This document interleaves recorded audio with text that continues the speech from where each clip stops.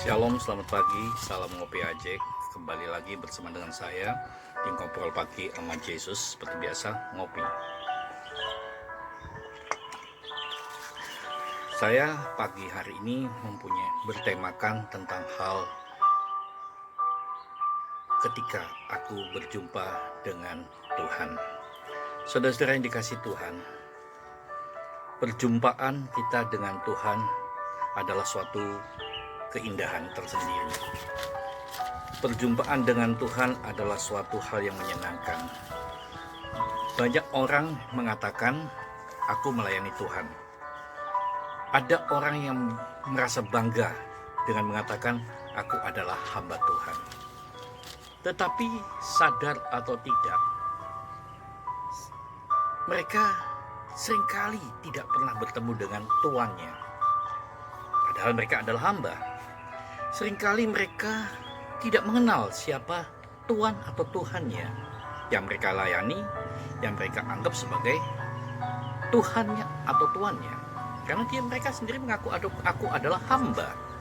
Saudara-saudara, ketika kita mengatakan hamba, maka kamu harus kenal siapa Tuanmu, siapa majikanmu.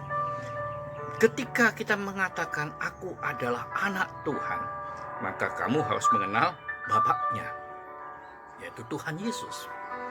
Saudara-saudara, banyak orang berbicara, aku kenal Tuhan Yesus, aku punya Tuhan Yesus.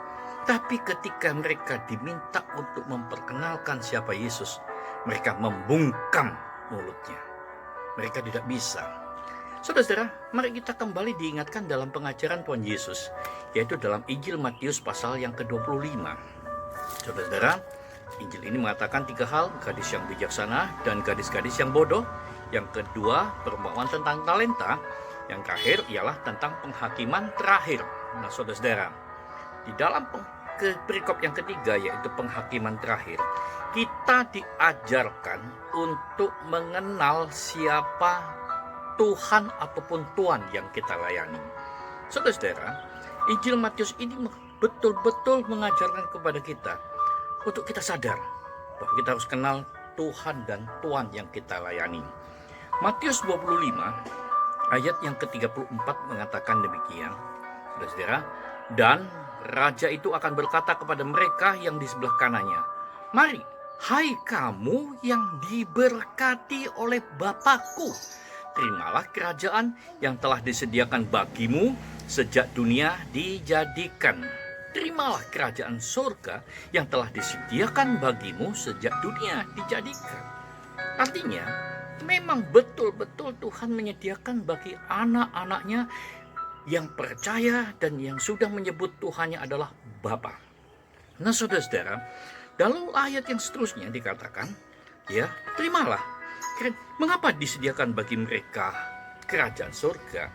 Sebab ayat yang ke-35 menjelaskan demikian. Ketika aku lapar, kamu memberi aku makan. Ketika aku haus, kamu memberi aku minum. Ketika aku sebagai orang asing, kamu memberi aku tumpangan. Dan bahkan ayat 36 mengatakan, ketika aku telanjang, kamu memberi aku pakaian. Ketika aku sakit, kamu melawat aku. Ketika aku di penjara, kamu mengunjungi aku. Nah, saudara-saudara, mungkin 6 hal yang diungkapkan, yang dikiaskan oleh Tuhan, tapi sebetulnya mencakup banyak hal. Lalu mereka yang sudah disediakan kerajaan surga ini bertanya, ya, ayat yang ke-37 ayat 39 mengatakan, kapan Tuhan? Kapan aku berjumpa dengan Tuhan ketika Tuhan lapar? Kapan aku memberikan engkau makan? Kapan ketika aku melihat Tuhan haus, aku memberi minum? Kapan ketika Tuhan sebagai orang asing, aku memberi tumpangan? Kapan ketika aku melihat Tuhan telanjang, aku memberikan pakaian? Kapan ketika Tuhan sakit, aku mengunjungi, aku melawat? Dan bahkan ketika Tuhan di penjara, kapan Tuhan aku mengunjungi engkau? Saudara-saudara, secara tidak sadar, secara sengaja, mereka yang sudah diberikan kerajaan surga sudah menjumpai Tuhan dalam kehidupannya, yaitu Dalam ayat yang ke-40 dikatakan, sesungguhnya segala sesuatu yang kamu lakukan untuk salah seorang dari saudaraku yang paling hina ini, kamu telah melakukannya. Artinya, setiap orang yang percaya, yang menyampaikan firman Tuhan, yang mendengarkan firman, lalu tidak melakukan firman Tuhan, itu sama seperti orang yang tidak akan menerima kerajaan surga. Banyak orang menyebut dirinya Kristen, banyak orang menyebut dirinya orang percaya, memiliki Yesus, memiliki Tuhan. Tapi ketika melihat orang asing, mereka melihat banyak orang yang lapar, mereka cuek, mereka acuh dan acuh untuk mempedulikan orang itu. Yang lapar biarkan lapar, asal aku tidak lapar. Yang haus biarkan haus, asal aku yang tidak haus. Asal aku punya pakaian sendiri. Mereka tidak akan punya kerajaan surga. Bukan saya mengatakan, tapi firman Tuhan yang mengatakan. Supaya itulah ketika kita melihat saudara kita, entah itu yang kita kenal ataupun asing, ketika mereka lapar, berilah mereka makan. Ketika mereka haus, berilah mereka minum. Ketika mereka telanjang, berilah mereka pakaian. Ketika mereka membutuhkan sesuatu, berikan apa yang mereka perlu. Jangan buta, jangan tertutup hatimu, jangan tidak melakukan. Sebab orang yang melakukan disebut menerima kerajaan surga yang sudah disediakan Bapa. Demikian juga dengan perumpamaan berikutnya. Tuhan memberitahu kepada orang yang tidak melakukan, yang tidak pernah berjumpa dengan Tuhan, yang hanya praise the Lord, yang bisa mengucapkan haleluya, yang bisa mengucapkan puji Tuhan, tapi nothing untuk melakukan menjadi berkat bagi banyak orang. Mereka tidak pernah berjumpa dengan Tuhan di dalam kehidupan mereka. Mereka tidak pernah berjumpa dengan Tuhan dalam jalan-jalan hidup mereka. Sehingga Tuhan mengatakan demikian, enyalah engkau. Ayat yang ke-41. Enyalah engkau dari hadapanku. Enyalah engkau masuk ke dalam api, di mana tempat iblis dan kawan-kawannya. Saudara, hanya mereka juga punya pertanyaan yang sama. Kapan Tuhan aku bertemu dengan engkau? Kapan engkau ketika aku melihat engkau lapar? Kapan aku melihat engkau haus? Kapan aku melihat engkau sebagai orang asing? Kapan aku melihat engkau telanjang? Kapan aku melihat engkau sakit? Kapan aku melihat engkau di penjara? Aku tidak pernah bertemu dengan engkau Tuhan. Mereka menginginkan bayangan Tuhan secara fisik. Mereka ingin betul-betul melihat Yesus yang haus, yang lapar. Tapi Yesus secara fisik. Sehingga seolah-olah mereka bangga, ini loh aku melayani Tuhan. Ini loh aku hebat, aku hamba yang menyenangkan hati tuannya. Tidak, saudara. Tuhan yang diinginkan Bapa di surga bukan Tuhan yang secara fisik saja, tapi Tuhan yang ada di sekitar kita. Siapa Tuhan yang harus kita layani?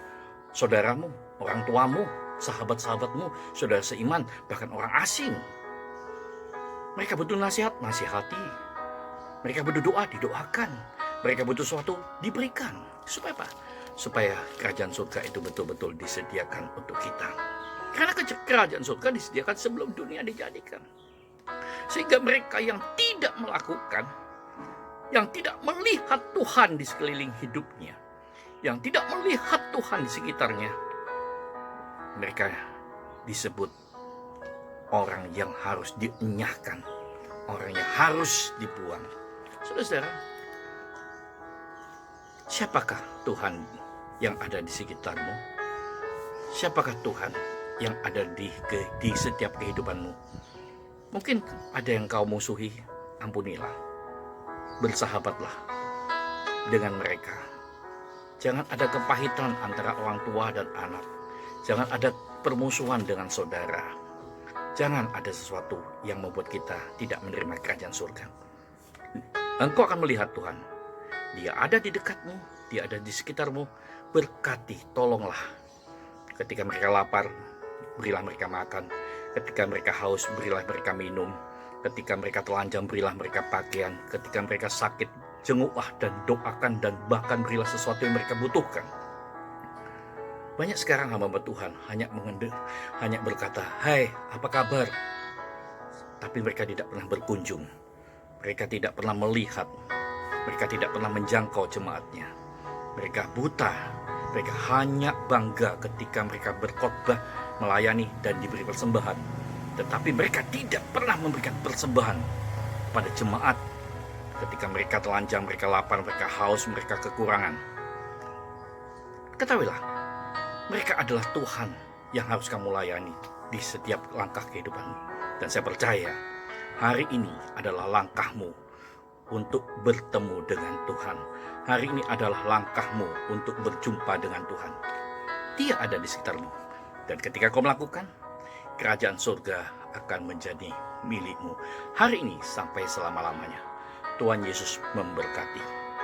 Kita berdoa. Ampuni kami yang buta, sehingga kami tidak bisa melihat Tuhan. Ampuni kami yang tuli, sehingga kami tidak mendengarkan Tuhan, yang lapar, yang haus, dan lain sebagainya. Ampuni kami jika kami tidak bertindak. Tapi hari ini kami akan bertindak. Kami akan banyak melihat Tuhan di sekitar kami. Kami melihat kemuliaan Raja di sekeliling kami. Untuk kami layani, untuk kami memberkati, untuk kami melakukan. Terima kasih Tuhan Yesus. Buat kami melihat Yesus di wajah-wajah sekitar kami. Buatlah kami melihat wajah-wajah kemuliaan di sekitar kami.